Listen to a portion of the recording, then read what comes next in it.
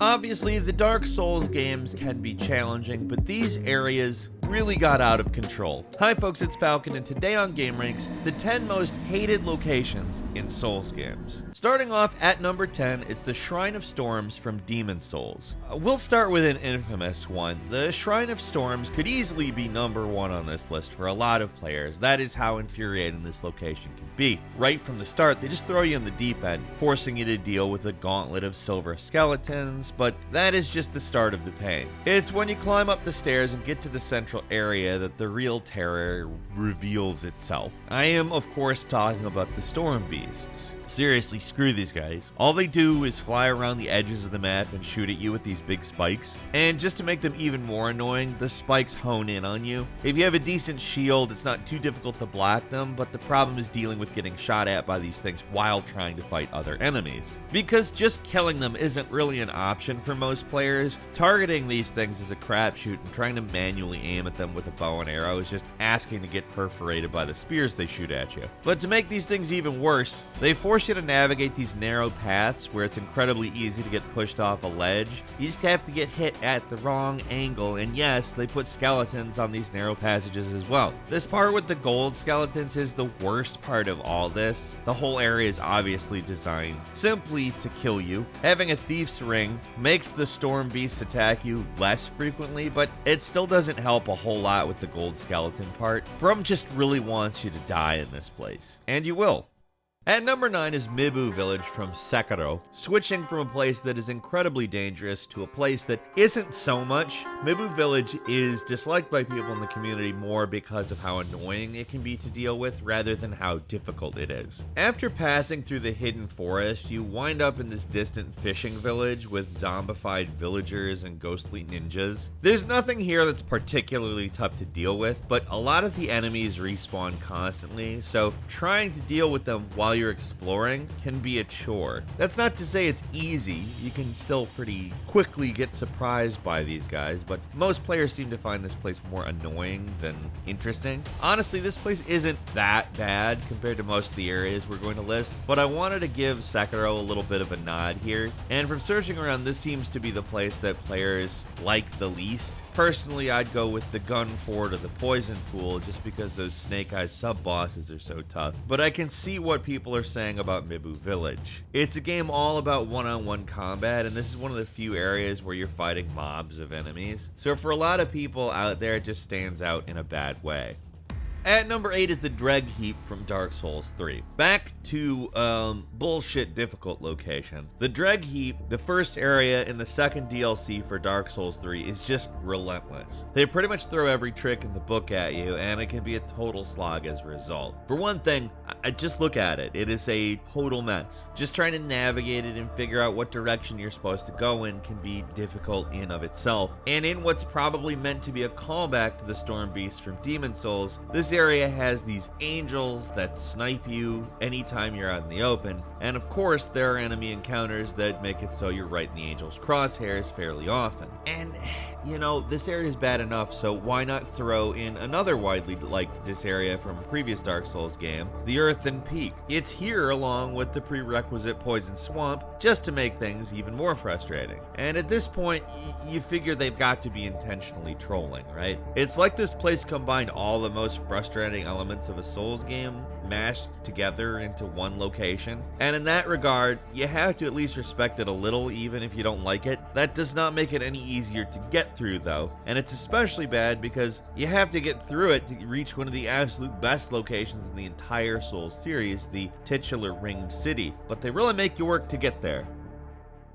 At number 7 is World 5-2 from Demon Souls, the Valley of Defilements, Swamp of Sorrow. Basically, another poison swamp. This time we're talking about the OG king of poison swamps, the Valley of Defilements second area. The first part of this place is definitely intimidating, but in terms of pure player hatred, it's not all that bad. But in the second part of the valley, called the Swamp of Sorrow in the PS5 remake, it's pretty rough. For those of you who do not know, the infamous poison swamps in From Software games are just as bad as they sound. They are usually big, open areas that force you to trudge through waist-high sludge that inflicts poison on your character. While in this stuff, dodging is usually limited, and movement is slowed on top of the continuous damage you take from being poisoned. Basically, it really sucks, and they just keep putting these places into their games like some kind of sick tradition. They cannot help themselves. They're all tough in their own way, but I've got to give respect to the originator of these poison swamps in these games. I mean, you can probably actually point to multiple locations in the King's Field series as the original, but this is the first swamp in a game with the word Souls in the title that was directed by Hidetaka Miyazaki. And it sucks. It is huge,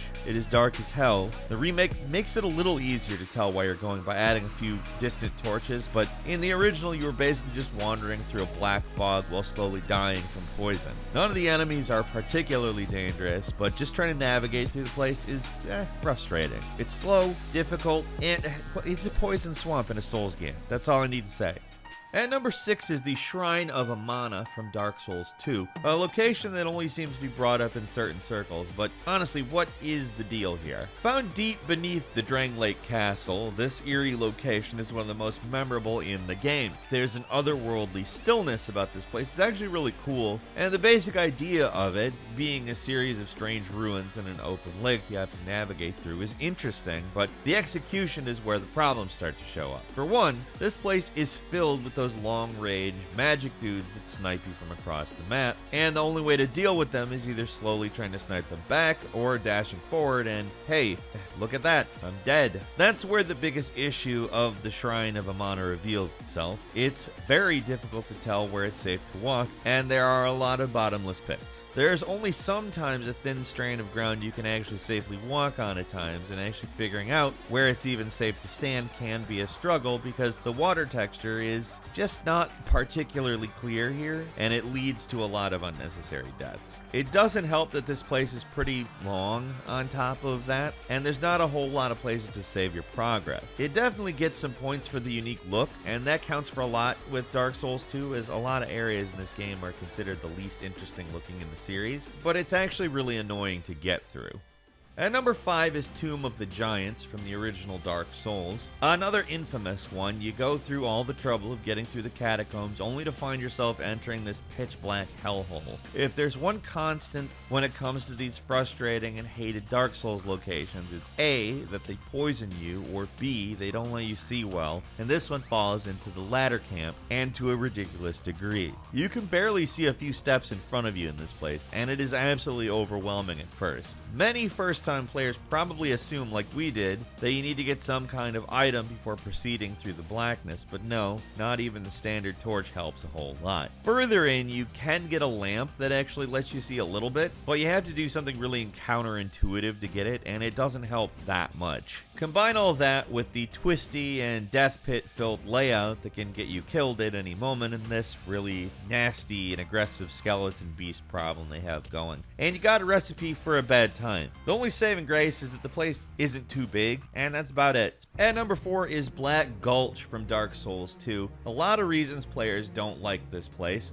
First, it's got these garish green glowing walls, it's got bizarre and annoying enemies, all the stupid poison statues all over the place. I mean, the whole thing just kind of feels half-assed. It's a short area that takes a long time to get through because the designers filled it to the brim with these statues that spit poison at you. Because of them, you basically are forced to slowly inch forward and smash each statue carefully as to not get poisoned, and it's just not fun. Once you've learned the area better, it's easier to just run through, but first time entering the gulch, it's slow. This area also comes right after the frustrating and difficult gutter, and that's not great either. But while that place was at least interesting, this is not. This one's just kind of weird. Like, what does a neon green poison slime passage have to do with the boss of this area, the Rotten, who was fought in a big red area? And what's with all the big weird bug monster guys? What is this supposed to be? There's a lot of complaints to go around, but all the cosmetic stuff is just aesthetics. The real issue is the poison statues. There are so many of these things, and their placement feels so haphazard and random rather than carefully designed. It's just all around annoying, and it's also ugly. The bug monsters are pretty cool. I have to give them that. They're at least neat, but this place sucks.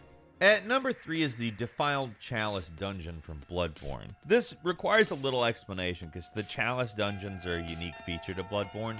They're partially randomly generated areas that you can explore for bonus rewards. It's an entirely optional side of the game, but with something a lot of players at least try to pursue. There's a unique boss that can only be fought by completing a series of pre-built chalices that you can play in offline mode. They're mostly not bad, but then you get to the penultimate one. Anyone who tries to go after the bonus chalice boss knows exactly what we're talking about here. The defiled chalice. This place is just cruel, and for one big reason, your hit points are permanently lowered by 50% while you're inside it. It transforms an area that would be fairly challenging normally into a brutal hell march where you easily get killed in one hit, especially against 2 of the required bosses. It's debatable which boss in the defiled chalice dungeon is worse, Watchdog of the Old Lords or the Amygdala, but they're both an absolute nightmare to deal with at low health. Personally, I think the Watchdog is worse, but they are both just awful. The actual final chalice you go through to fight the bonus boss is a cakewalk compared to this one. The only thing that doesn't make this whole place worse is the simple fact that it's totally optional.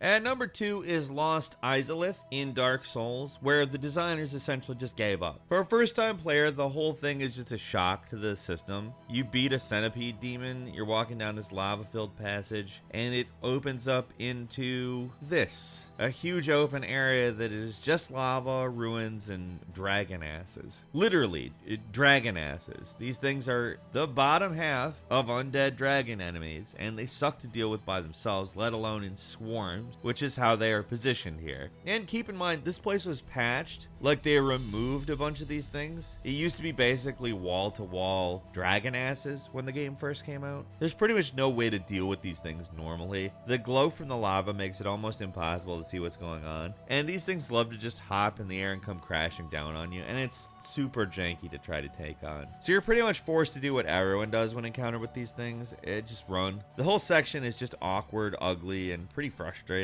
Feels rushed, like someone hit copy paste a bunch of times and called it a day. Fact that they patched it in the way that they did, I think, is evidence for this. Get past this part and the rest of the area is a little more interesting, but they cap it off with one of the most annoying bosses in the entire series. Lost Izalith should be epic, but instead it's just dragon ass.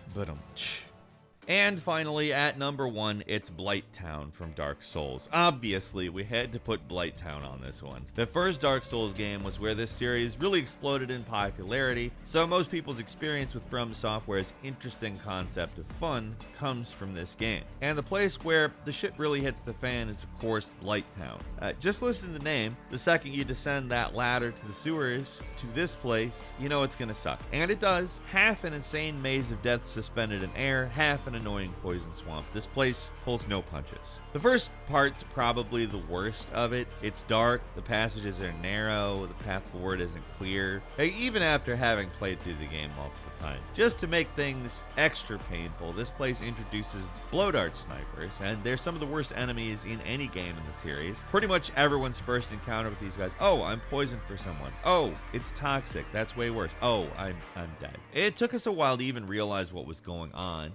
There's an invisible enemy killing me? Am I missing some key item and the area just poisons you? No, they're just absolute bastards sniping at you with blow darts that you can barely see. Like, just try hunting them down in this mess. And we can't leave out the fact that back when this game first came out on consoles, the frame rate in this place was rough. So you gotta deal with falling to your death, annoying blow dart enemies, ambushes all over the place, and a choppy frame rate that makes everything harder to do and see. After a few playthroughs, I've come to appreciate Blighttown and don't personally think it's the worst location in a Souls game, but when it comes to the most hated by the most people, it's this. Couple of bonus points for you. The frigid outskirts from Dark Souls 2. Normally this location would probably be number 1 on this list, but pretty much all the crappy co-op areas in Dark Souls 2's DLC barely count as areas, so we're not even going to dignify this location with a spot on the list. That is how bad it is. It's a snow field. That's it. Look at it. You're pretty much seeing everything there is to see. The enemies are frustrating, you can barely see, and it just totally sucks. I mean, at least it's optional, but yeah.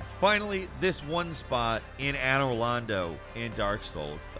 These damn Silver Knight archers in Anor Londo, probably the worst singular spot in the entire series. Yeah, you beat on your first try. Anolondo archers are overblown, whatever. This stupid spot has been the cause of a ridiculous amount of deaths, and I just had to pick the worst possible spot to put these guys. We gotta give it at least a shout out. And that's all for today. Leave us a comment, let us know what you think. If you like this video, click like. If you're not subscribed, now's a great time to do so. We upload brand new videos every day of the week. Best way to see them first is, of course, a subscription, so click subscribe. Don't forget to enable all notifications, and as always, thank you very much for watching this video. I'm Falcon. You can follow me on Twitter at Falcon the Hero. We'll see you next time, right here on gameranx.